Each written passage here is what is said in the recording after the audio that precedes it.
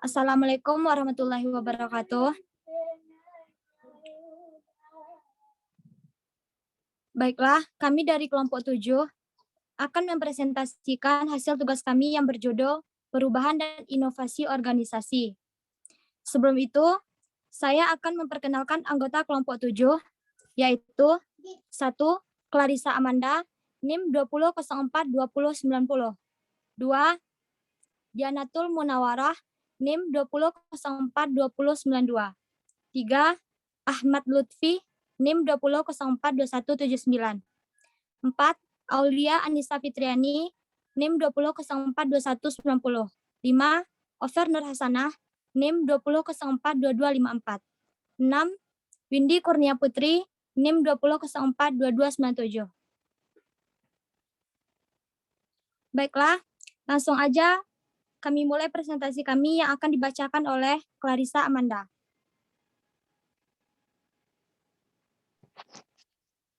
Baiklah, yang pertama pengertian organisasi.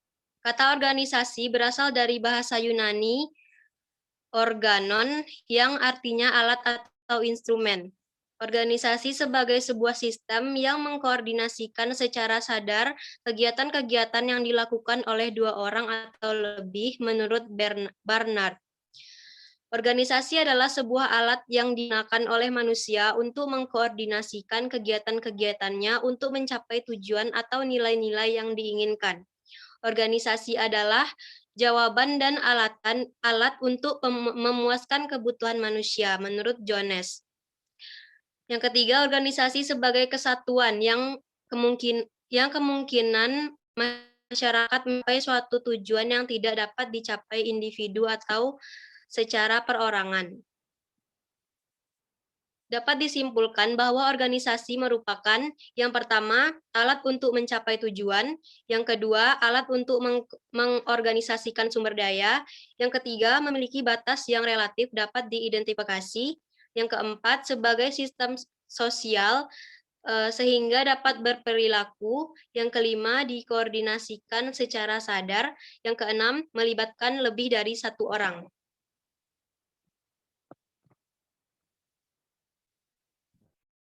Selanjutnya, aliran klasik dipelopori oleh Frederick yang Agung dari Prusia. Aliran yang paling tua memandang organisasi sebagai sistem hubungan dari pembagian kerja. Organisasi didesain seperti kerja sebuah mesin, yaitu pekerjaan dirutinkan, terstandar, efisien, dapat diukur, dan bisa diprediksi. Organisasi yang didesain dengan prinsip kerja mesin sekarang ini disebut sebagai birokrasi. B. Aliran hubungan manusia, dipengaruhi oleh hasil penelitian Elton Mayo, di mana kinerja karyawan dipengaruhi oleh faktor-faktor seperti sikap dan lingkungan sosial. Juga ditemukan adanya organisasi informal yang terbentuk berdasarkan kelompok perkawanan dan interaksi spontan di antara karyawan. Dipelopori oleh Abraham Maslow dengan teori hierarki kebutuhan yang membagi kebutuhan manusia menjadi 5, yang tersusun secara bertingkat, yaitu kebutuhan fisik, kemampuan sosial, ego, dan aktualisasi diri. Chris Argyris, Frederick Herbert, dan Douglas Gregor, peneliti yang menaruh penelitian pada motivasi, kepastian pegawai untuk pembangunan diri dan kreativitas. Dipengaruhi tidak hanya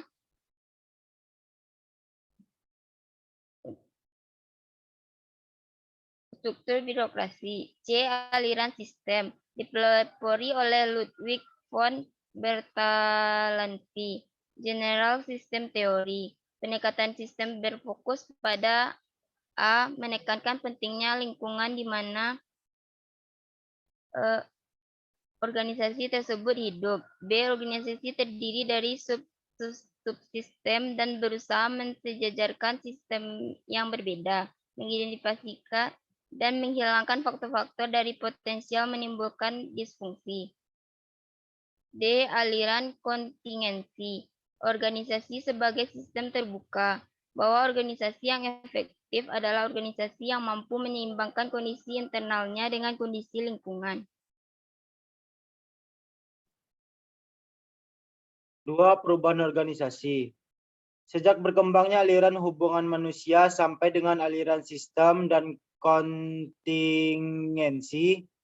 organisasi senantiasa selalu diletakkan dalam konteks yang selalu dalam perubahan. Organisasi diletakkan pada posisi dinamis, baik dalam arti dinamis pada hubungan antara manusianya maupun dinamis dalam arti hubungan dengan lingkungannya. Dinamika dalam hubungan antar manusia terjadi di dalam organisasi. Dinamika tersebut dipengaruhi oleh sistem yang dibangun dalam organisasi. Visi, strategi, dan seluruh perangkat untuk melaksanakan strategi seperti struktur, kultur, politik, dan teknologi organisasi menjadi faktor penentu hubungan antar manusia dalam organisasi. Sedangkan faktor eksternal adalah perubahan lingkungan yang terus-menerus dalam kondisi berubah. Perubahan lingkungan akan memaksa organisasi untuk melakukan penyesuaian sistem internalnya agar tidak tertinggal oleh perubahan lingkungan. Selanjutnya, inovasi organisasi. Jones 2004, inovasi adalah proses di mana organisasi menggunakan keahlian dan sumber dayanya untuk mengembangkan produk barang dan jasa yang baru atau untuk mengembangkan sistem produksi dan operasi yang baru sehingga organisasi mampu memberikan kepuasan yang lebih tinggi kepada konsumen. Yang kedua, perubahan teknologi memegang peranan penting dalam mendorong terjadinya perubahan lingkungan. Yang ketiga, Paul M. Romer tahun 2006, inovasi sebagai proses menciptakan dan menyalurkan nilai-nilai baru kepada pelanggan. Yang keempat, bentuk inovasi adalah terobosan teknologi atau penciptaan transistor, penemuan baru atau skuter roda 1, model bisnis baru, proses produksi yang baru, dan desain baru. Duff 1998 menyatakan bahwa ada dua tipe inovasi, yaitu yang pertama, inovasi pada level struktur administrasi dilaksanakan pada tingkat administratif dengan arah perubahan ke bawah atau top-down. Contohnya, perubahannya adalah perubahan pada strategi struktur organisasi. Desain organisasi yang terbaik adalah mekanistik. Yang terakhir, perubahan tingkat teknologi inovasi dilaksanakan pada level operasional dan produksi. Arah perubahan ke atas atau bottom up, contoh perubahannya adalah perubahan teknik produksi, alir kerja, dan ide-ide baru tentang produk. Desain organisasi yang terbaik adalah organik.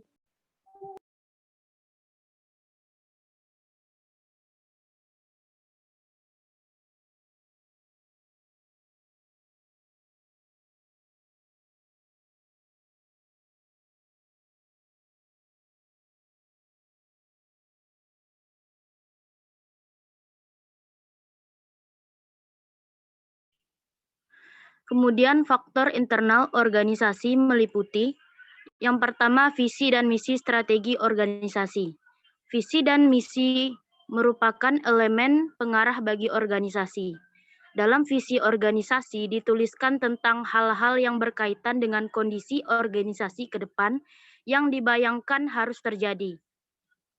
Kemudian strategi organisasi dirumuskan dalam bentuk cara-cara untuk mencapai visi, termasuk di dalamnya adalah target waktu dan produk, pelaksanaan, dan langkah-langkah pencapaian.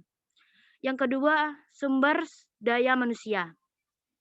Fokus pada pengadaan dan pemberhentian pegawai, isu-isu tentang gaji dan bonus, pengembangan pegawai, komunikasi dan masalah kesejahteraan pegawai, dan masalah lain yang berkaitan dengan manajemen sumber daya manusia. Yang ketiga, struktur organisasi.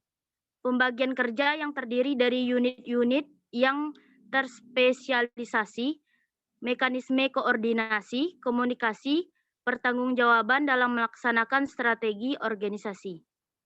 4. Kepemimpinan. Konduktor utama yang mengarahkan dan menyelaraskan seluruh komponen internal dan eksternal organisasi dalam merumuskan dan mencapai visi. Yang kelima, budaya organisasi. Integrasi antara sumber daya manusia dan komponen organisasi yang lain seperti struktur, kepemimpinan, dan strategi organisasi akan menghasilkan budaya organisasi. Yang keenam, proses organisasi. Hubungan antara visi, sumber daya manusia, kepemimpinan, struktur, dan budaya organisasi berlangsung dalam suatu proses organisasi. Komponen-komponen tersebut berinteraksi dengan melibatkan faktor-faktor seperti komunikasi, motivasi, pengambilan keputusan, dan sistem pengkajian. 4. Kepemimpinan. Konduktor utama yang mengarahkan dan menyelaraskan seluruh komponen internal, eksternal organisasi dalam merumuskan dan mencapai visi. 5. Budaya organisasi. Integrasi antara sumber daya manusia dan komponen organisasi seperti struktur, kepemimpinan, dan strategi organisasi menghasilkan budaya organisasi. 6. Faktor eksternal organisasi. Yang pertama ialah kebijakan negara dan pemerintah yang meliputi semua kebijakan yang diundangkan oleh negara dan pemerintah. Sangat menentukan bagi organisasi, sehingga organisasi yang efektif adalah organisasi yang mampu beradaptasi dalam berbagai model kebijakan. 2. Teknologi. Teknologi menjanjikan efisiensi dan efektivitas sekaligus berisiko besar terhadap kerugian. 3. Nilai-nilai sosial, yaitu nilai-nilai yang hidup di dalam masyarakat.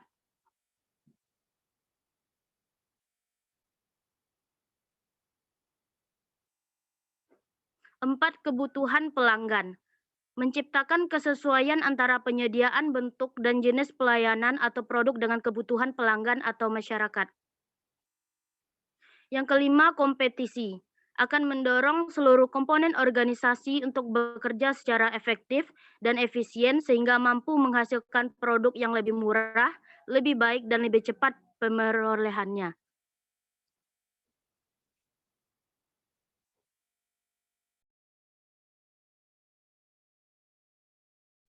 Selanjutnya kepada moderator, bisa dilanjutkan.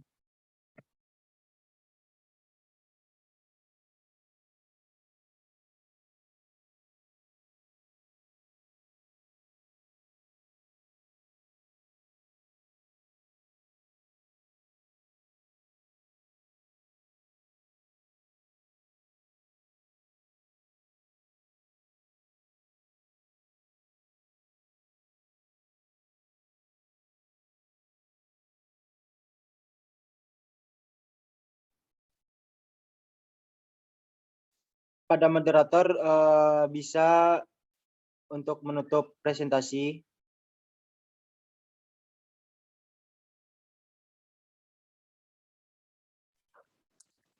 Baiklah, sekian presentasi kelompok kami hari ini. Kalau ada kesalahan, mohon maaf. Saya sudahi dengan Assalamualaikum warahmatullahi wabarakatuh. Waalaikumsalam warahmatullahi wabarakatuh.